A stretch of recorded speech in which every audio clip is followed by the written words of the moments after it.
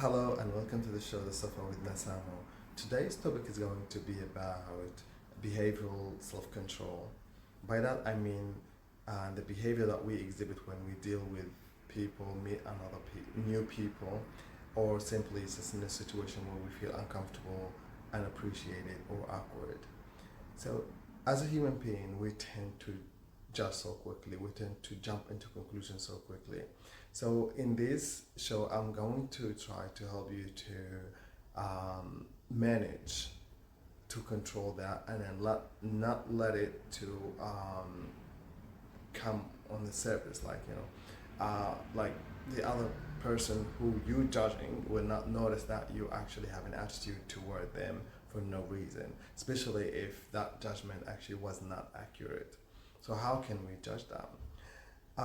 I just use this method that I took from Louise Evans' TED Talk show.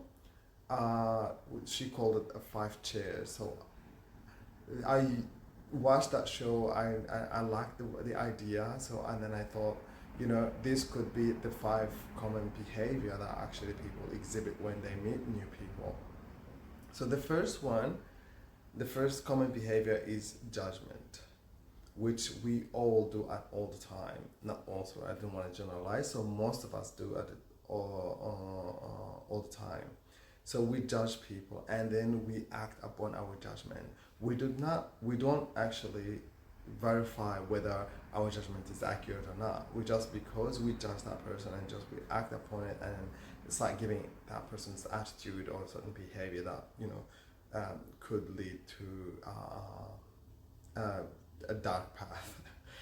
I'll give you an example of that. For my personal example, actually, when I first came to Australia, when I was doing English course, I was in English class. One of my classmates actually from different cultural background, and then we used to hang out, calling each other. And then one day I called that person, my friend, and he said, "What do you want?" The first things he said, "What do you want?" We of all of us knows when somebody call you, you just ask, "Hello, how are you?" You never say, "What do you want?" in the first thing. So when he said that, I didn't ask, "Why did you say this?" I just thought that he's rude, and then I act upon that, and then I said, "Hey, if you don't want me to call you, just say don't call me. You don't have to be rude about it."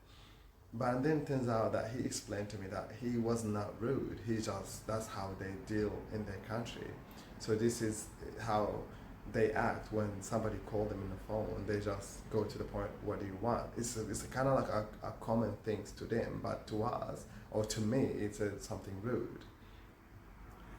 This is the first common judgment. So avoid that if as much as possible, or if you cannot avoid it, just trying not to act so quickly upon it.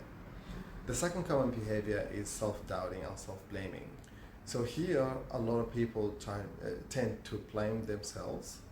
For example, if I'm using the same example, let's say, I will be thinking if he said, "Oh, what do you want?" So I will start blaming myself. Oh my God, I was bothering him, or why did I do this? Why did I call him? Maybe he's busy. Maybe he has a lot on his plate. I'm bothering him way too much. This sort of start blaming myself, and this actually could lead to anxiety, which I would highly encourage you to avoid this type of behavior or trying to overcome this type of behavior. The third behavior is called it's what's to me I think I consider is the best behavior. It's when you actually and wait for an explanation or wait until when you verify whether your judgment is accurate or not. He would in Louise show she called it the wait behavior, which is a stand of what am I thinking. So it's kind of like you'd say, let's say I noticed that type of behavior that I think it was rude, but instead of acting upon it, I would think, oh, wait a minute, take a step back a little bit and then think, why did I think he was rude, or why was he rude? Does he would did he actually was rude or not? And then just try and ask all these questions before you act. And then along the way, he might or she might actually answer, explain themselves to you. So therefore, here you actually save yourself an embarrassment once, judging people so quickly or ruining a future relationship, as I mentioned earlier. The third chair is the chair that, or the third common behavior, I would say. I said chair because Louise called it chair. So the first common behavior is when you don't really actually like you feel okay. I don't that if that person is rude or not, it doesn't really matter as long as I'm building this bridge between us. So I'm getting closer. Our relationship is getting closer. We going like we maybe this could help us to help us to open up to each other. And so yeah, it's a behavior that it could benefit one or the other, or it's a type of behavior that it's hard to say whether it's good or not. It's just because sometimes it could lead to people to take advantage of you. But I would say it's better than to judge people so quickly, and act upon your judgment. The fifth common behavior is one of the highly recommended also behavior from me, I would say. It's the putting yourself into their shoes type of behavior. So if I met somebody the first time, I didn't know that person at all, and then I met them for the first time, the first things I thought that they're rude, for instance, right? So here I don't know if they're rude or not. Like, how can I put myself in their shoes? I don't know them. So the best way to do it is to get to know that person. Just go and get to know that person a little bit more, and then after, when you know them, just trying to put yourself in their shoes. Try to think whether, if I was them, how would I think? Why would I think that way? And this is kind of like, it's helped you also to reflect upon yourself, and then to say, to have a better understanding on the other person and then look at things from their perspective, not your perspective of things. So this is the 5 common behavior that I would highly recommend to put in front of you when you deal with new people, or just if you are in a situation with some other people. This actually, you could use that type of method also in your relationship, for example, because you already know your partner. If your partner says something that, first, before you judge, you put yourself in their shoes. Think, okay, why would my partner do this? Because you already know your partner, so it will be easier for you to put yourself in their shoes, and then to think from their perspective. And then, or you can just wait and then just wait for their explanation, or you can even ask them questions before, like you have the judgment in your head, but before you say that, just wait and then ask them some questions and see what they're gonna come up with, and then according to you act accordingly. Also, you can use that in your workplace as well. So especially with our company, we have multicultural people from different cultures background. This, I think, could help a lot, because we're doing stereotyping all the time. Even like unconsciously, we're stereotyping people.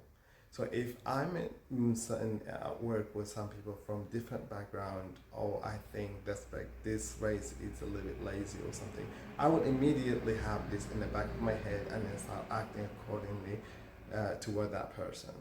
So, but by instead of acting this way, think of this method, put it ahead of your face, and then use it to monitor your behavior, I would say.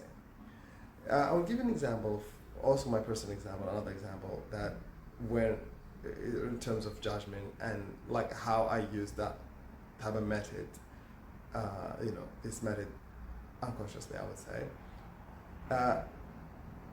before I was in a group meeting with some people. We were just talking about the people from refugee background and all that kind of stuff. And one of my colleagues comments about this, and then I thought his comment was a little bit arrogant toward refugee, and he was like unfair, I thought. And then, but what I did, I didn't actually act upon it. I didn't show any attitude toward that. I just waited, and then I went to get to that, to get to know that person. Why would he say something like that?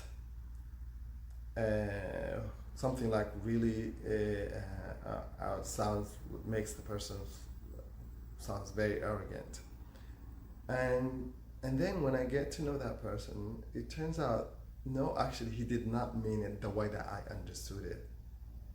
Maybe the expression it wasn't the right one, or maybe the sentence structure that he presented it to us was not the way that he wanted to say it.